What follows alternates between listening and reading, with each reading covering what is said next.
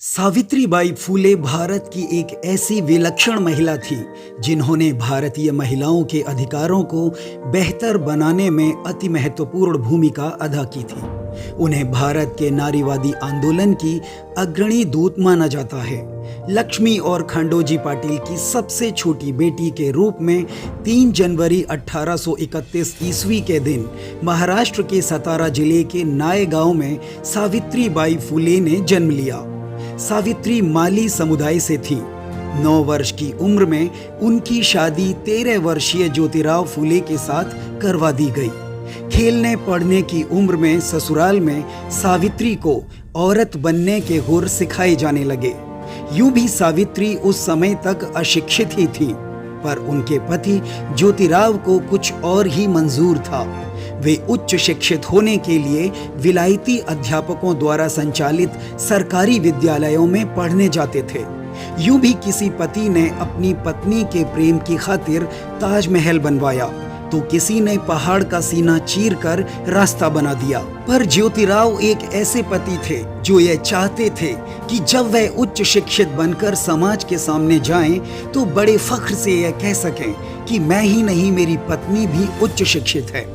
उन्होंने अपनी चचेरी बहन सगुणाबाई के साथ ही सावित्री को भी घर पर ही शिक्षित करना शुरू कर दिया।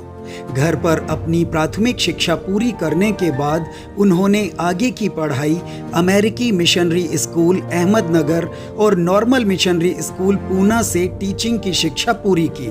इसके बाद ही उन्होंने पूना में ही लड़कियों को पढ़ाना शुरू कर दिया।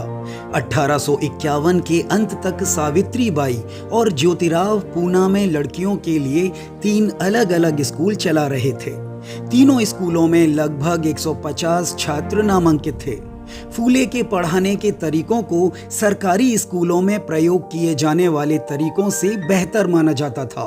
फूले के स्कूलों में पढ़ने वाली लड़कियों की संख्या सरकारी स्कूलों में पढ़ने वाले लड़कों की संख्या से ज्यादा थी। इस संख्या को उच्च स्तर तक लाने के लिए उन्हें रूढ़िवादी विचारों के समाज से भी टकराना पड़ा। सावित्रीबाई अपने साथ एक अतिरिक्त साड़ी लेकर चलती थी, क्योंकि स्त्री शिक्षा के विरोधी लोग उन पर गोबर, कीचड़ और पत्थर फेंक देते थे। इतना ही नहीं, उन्हें लोगों की गालियों का भी सामना करना पड़ा। 1830 तक ज्योतिराव अपने पिता के घर पर ही रहते थे, पर पिता ने अब दंपत्ति को अपना घर छोड़ने के लिए कहा, क्योंकि ज्योतिराव का काम स्त्रियों अछूतों को शिक्षित करना था। यह काम मनुस्मृति और उससे प्राप्त ब्राह्मण ग्रंथों के मुताबिक पाप माना जाता था। अपने पिता का घर छोड़कर ज्योतिराव एक दोस्त उस्मान शेख के परिवार के साथ रहने लगे। यहीं पर सावित्रीबाई की मुलाकात फातिमा बेगम शेख से हुई। सावित्री और फातिमा ने एक साथ स्नातक की डिग्री प्राप्त की। जिस तरह सावित्रीबाई देश की पहली महिला शिक्षिका और महिला प्रधानाध्यापिका के साथ साथ महाराष्ट्र की पहली महिला कवयित्री भी थी, उसी तरह से फातिमा शेख भारत की पहली मुस्लिम महिला शिक्षिका थी। इतना सब कुछ हासिल कर लेने के बाद भी ज्योतिराव का परिवार उनसे नाखुश था, क्योंकि दंपत्ति अब तक निसंतान था। वे अपने विद्यार्थियों को ही अपनी संतान मानते थे, जो उनके द्वारा खोले गए 18 स्कूलों में पढ़ते थे। सावित्रीबाई फूले ने समाज के लिए एक और प्रशंसनीय कार्य किया था, जिसकी चर्चा आमतौर पर नहीं की जाती है। उन्होंने बलात्कार पीड़िताओं के लिए बाल हत्या प्रतिबंधक गृह नामक एक देखभाल केंद्र भी खोला, जहां बलात्कार से और वो महिलाएं जो विधवा होने के बावजूद गर्भ धारण कर जाती थीं, उनके प्रसव कराए जाते थे। और इस तरह सावित्री उनके बच्चों को जन्म देने और बचाने में मदद करती थी। वहीं रोजालिंड ओहान लोन अपनी पुस्तक कास्ट कॉन्फ्लिक्ट एंड आइडियोलॉजी में लिखती हैं, ऐसा कहा जाता है कि सावित्रीबाई ने एक ब्राह्मण विधवा से पैदा हुए बेटे यशवंतराव को गोद लिया था, पर इसके मूल साक्ष्य उपलब्ध नहीं हैं। जन्मजात पिता के नाम का ठप्पा ना लगे होने की वजह से यशवंतराव की कहीं शादी नहीं हो पा रही थी। जमाना जानता था कि यशवंत का जन्म एक विधवा से हुआ है, और सामुदायिक मान्यताएं ऐसे लोगों की शादी की अनुमति नहीं देती थी। लिहाजा फरवरी 1889 में सावित्रीबाई ने उनकी शादी अपने संगठन कार्यकर्ता डायनोबा ससाने की बेटी से तय कर दी।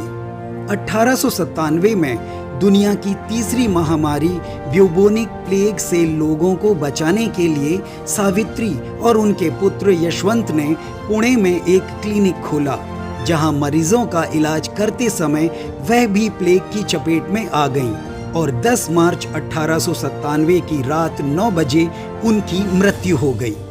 1854 में सावित्री ने काव्य फूले और 1892 में 52 काशी सुबोध रत्नाकर जैसी पुस्तकें प्रकाशित की।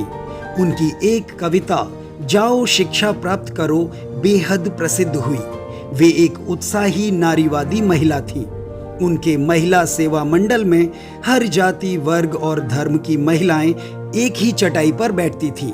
सावित्रीबाई बाल विवाह की विरोधी और विधवा पुनर्विवाह की समर्थक थीं। उनके द्वारा खोले गए गृह नामक महिला आश्रय में ब्राह्मण विधवाएं अपने बच्चों को सुरक्षित जन्म दे सकती थीं। भारत में आज भी कई क्षेत्रों में बाल विवाह, कन्या भ्रूण हत्याएं हो रही हैं और स्त्री शिक्षा का ग्राफ भी कुछ खास नहीं है।